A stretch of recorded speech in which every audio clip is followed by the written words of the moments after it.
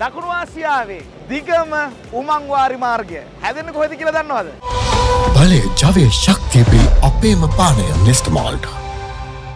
ලංකාවේ බොරගහ කන්ද ජලාශයේ ඉඳන් උතුරු මැද පළාතට වතුර ගෙනියන්න හබරණ වන රක්ෂිතය මැදින් ලංකාවේ පළවෙනි වතාවට නව තාක්ෂණික ක්‍රමවේදයක් ඔස්සේ තමයි මේ උමග හාරන්නේ. ඉතින් මේ ව්‍යාපෘතිය කොයි විදිහට ක්‍රියාත්මක වෙන්නේ? අපි සූදානම් අද ඔන් ටොපික් තුලින් ඔබට ඒ ගැන තොරතුරු කියන්න.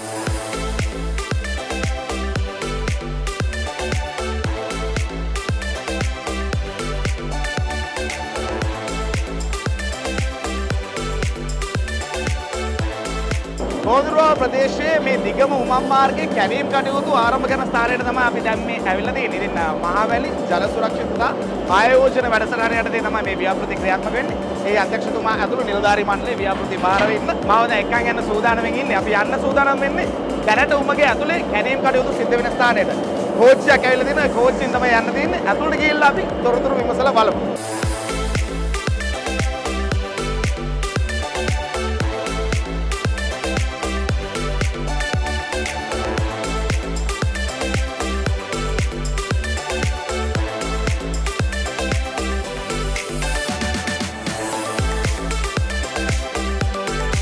උමගේ ආරම්භය දැන් අපි දැන් මේ වෙනකොට ඇවිල්ලා තියෙන්නේ කනින ස්ථානය දක්වා. ඉතින් ලෝකයේ දැනට පවතින අති නවීනතම තාක්ෂණීය උමං කැණීමේ යන්ත්‍රයක් තමයි මේ තියෙන්නේ. මේකේ මූණත පැත්තේ ඉඳන් දැන් ඉස්සරහට උමග ආරගෙන යනවා තමයි අපිට පොඩ දකින්න ලැබෙන්නේ.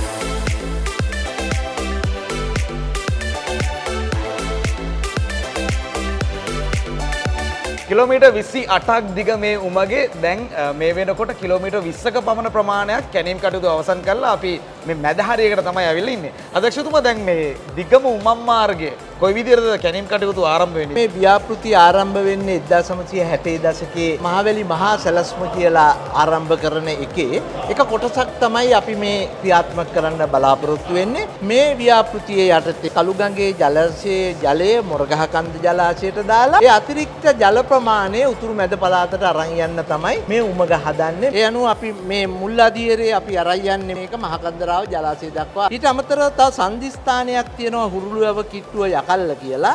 එතෙන්දී අපි තව බයිෆිකේෂන් එකක් අරගෙන අපි උතුරු පළාතට මේ වතුර අරන් යනවා චෙම්මාඩු කුලම් වැව දක්වා. මේක ඇල මාර්ගයේ ගත්තාම කිලෝමීටර් 96කට ආසන්න සංඛ්‍යාවක් වෙනවා. මේන් කිලෝමීටර් 27.7ක් දිග උමගේ ඇතුලේ තමයි දැන් අපි ඉන්නේ. උමගක් හදනවා කියන එක ලේසි වැඩක් නෙමෙයි. කොච්චර විතර වියදමක් යනවද සහ කොහෙන්ද මේකට ප්‍රතිපාදන ලැබෙන්නේ? මුළු කිලෝමීටර් 92කටම අපි රුපියල් බිලියන 210ක් වියදම් වෙයි කියලා බලාපොරොත්තු වෙනවා. එයින් රුපියල් බිලියන 50ක් මේ උමං මාර්ගයේ ඉදිකිරීම සඳහා අපි වියදම් කරනවා. මූලික වශයෙන් ප්‍රතිපාදන ලබා දෙනවා ආසියානු සංවර්ධන බැංකුව. ශ්‍රී ලංකා රජයෙන් ඉතුරු ප්‍රතිපාදන අපිට ලබා දෙනවා. මෙච්චර ලොකු වියදමක් යද්දි හිතෙන්න පුළුවන් කෙනෙක්ට ඇයි මේ ඇලක් කපන්න නැතුව ලොකු වියදමක් කරලා උමගක් හාරන්නේ කියලා. ඇල මාර්ගයේ පිහිටලා තියෙන මාර්ගයේ ගත්තාම වන රක්ෂණ දෙපාර්තමේන්තුවේ ඉඩම් හරහා ඒක වනජීවී දෙපාර්තමේන්තුවේ ඉඩම් හරහා ඊට පස්සේ සංවර්ධිත ප්‍රදේශ හරහා තමයි මේක ගමන් කරන්නේ. ඒ නිසා මේ පරිසරයට සිදුවන හානිය හවුම වෙන විදියට තමයි මේක සැලසුම් කරලා තියෙන්නේ. සාමාන්‍ය උමං මාර්ගයේ අඩුම ගැඹුර මීටර් 5කුත් වැඩිම ගැඹුර මීටර් 55කුත් විදිහට තමයි මේක ගමන් කරන්නේ. මම කියන්නේ මේ මතු පිට ඉඳලා කොච්චර යටින්ද යන්නේ කියන එක. අපි ව්‍යාපෘති ඉංජිනේරු මෙන්ඩිස් මහත්මයන් අහලා බලමු. දැන් මේ කොන්ක්‍රීට් ආස්තරනේ දාන්න කලින් මේ කැණීම් කටයුතු කොයි විදිහට සිද්ධ කරන්නේ? මොකද්ද මේකට භාවිත කරන තාක්ෂණ? සාම්ප්‍රදායික ක්‍රමයට ඩ්‍රිලින් බ්ලාස්ටිං කරලා කරන්න ගියොත් අපිට ලොකු කාලයක් ගත වෙනවා. ඒ සඳහා අපි භාවිතා කරන උමං කණින යන්ත්‍ර මේ ටනල් බෝරින් මැෂින් එකක් පාවිච්චි කරාම අපිට සාමාන්‍ය උමංගක් දවසකට මීටර 20ක් මීටර 30ක් වගේ ප්‍රමාණයක් කැණීම් කටයුතු කරන්න පුළුවන්. එතකොට මේ වගේ කිලෝමීටර් 28ක් දිග උමංගක් අවුරුදු 5ක් වගේ කෙටි කාලයක් තුල නිමා කරන්න නම් ඒ වගේ තාක්ෂණයකට යන්න වෙනවා. එතකොට අපේ මේ උමං මාර්ගයට අපි උමං කණින යන්ත්‍ර දෙකක් පාවිච්චි කරා. එකක් උතුරු ద్వාරයෙන් සහ අනිත් එක දකුණු ద్వාරයෙන්. මේ මැෂින් එකෙන් අපිට හාර ගන්න පුළුවන්. උමං කන්නේ ද්‍රව්‍ය මේ කන්වේ බෙල්ට් එක දිගේ එළියටම ගන්න පුළුවන්. ඊට පස්සේ මේ අපි කොන්ක්‍රීට් ආස්තරණය කරනවා. ඒක ආස්තරණය කරන සෙග්මන්ට්ස් මැෂින් එකෙන් අපිට අදාළ ස්ථානයට යොමු කරලා ස්ථානගත කරන්න පුළුවන්. කොන්ක්‍රීට් මේ ආස්තරණයට යොදන කොටස් කොච්චර විතර ප්‍රමාණයක් මේකට අවශ්‍ය වෙනවද කොහොමද මේවා හදන එක කරන්නේ? මේ කොන්ක්‍රීට් ආස්තරණය කරනකොට මේ වලල්ලට කොන්ක්‍රීට් කොටස් 7ක් තියෙනවා. ඒ කොටස් 7 එකතු වෙලා තමයි වලල්ල අපි හදාගන්නේ. එතකොට මේ උමං මාර්ගයේ කිලෝමීටර් 28න් කිලෝමීටර් 20ක විතර ප්‍රමාණයක්ම අපි කොන්ක්‍රීට් ආස්තරණය කරනවා. මේ විදිහට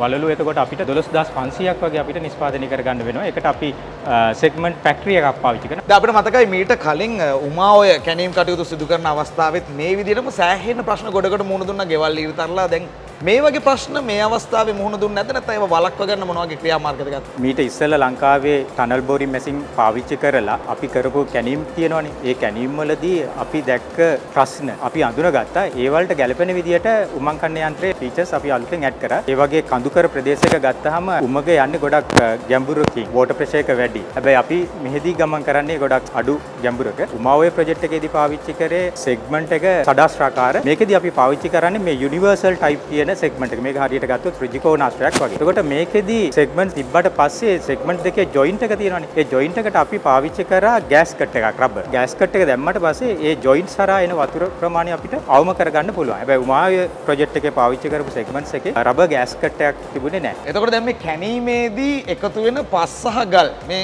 ස්ථානයෙන් ඉවත් කිරීම සිද්ධ කරනවා.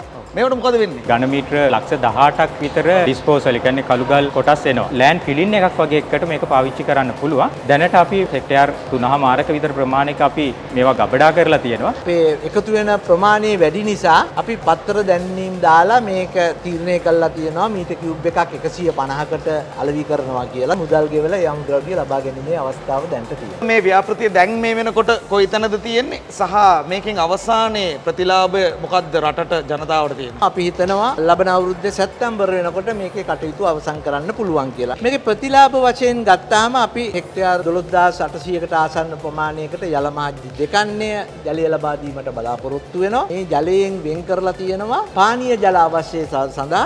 ඒ තුලින් අපි බලාපොරොත්තු වෙනවා මේ ප්‍රදේශයේ පවුල් 40000කට ආසන්න ප්‍රමාණයකට ප්‍රතිලාභ ලැබෙයි කියලා. බොහොමත්ම ස්තුතියි ඔබතුමාලා දෙදෙනාටම අපිත් එක්ක සම්බන්ධ වුණාට. අපි එහෙනම් මේ උමගේ අවසන් කොටස අනිත් පැත්තේ අවසානයේ කොයි විදිහටද අවසන් වෙලා තියෙන්නේ කියලා ගිහිල්ලා බලමු.